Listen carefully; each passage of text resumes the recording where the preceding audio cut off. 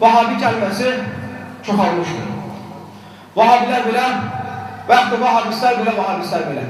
Keçən il xutbədə, bayram xutbəsində mən bu məsələyə toxundum və sizə başa saldım ki, bizlər doğruluğu dəstəkləyən, Allahın dininə çağıran, Allahın dinini yaşayan və gözəl insan olmağa çağıran insanlarıq.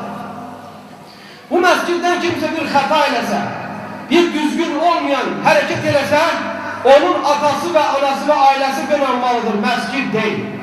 Bu kənddə, bu məsciddə nə bir vahabi yoxdur. Nə hansı ki qəsd edirlər onun arxasındakı radikallıq və teröristlik. Nə bir zəlalət yolunda olan yoxdur. Nə bir təhlükəli insan yoxdur. Elhamdülillah Rabbil Alemin, təmiz və saf uşaqlardır. Təmiz və saf uşaqlardır.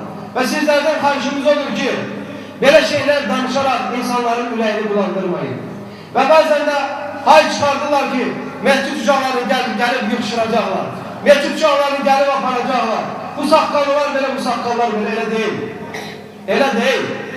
Biz bilirik, nə edirik və hər şey tanıyırıq.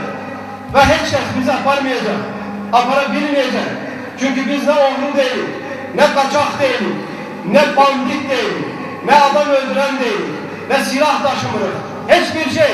Sadece ve sadece tek Allah'a ibadet etmeyi isteyen insanlarız. İnsanların xeyri için çalışan insanlarız. Vesselam. Ona göre kardeşler derler kimleri tutur? Neyse çekenleri. Kimleri tutur? İçki içenleri. Kimleri tutur? Fahişeli yemeyenleri. Kimleri tutur? Adam öldürenleri. Silah satanları. Oğurluk edenleri. Devlete karşı çıkanları vesaire kimi.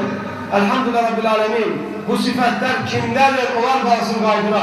Bizlərin də kimdənsə, hiçbir kəsdən qorxumuz yoxdur. Nə olmayıb, nə olmayacaq. Sadəcə və sadəcə qorxumuz Allah Azze və Cəllədir.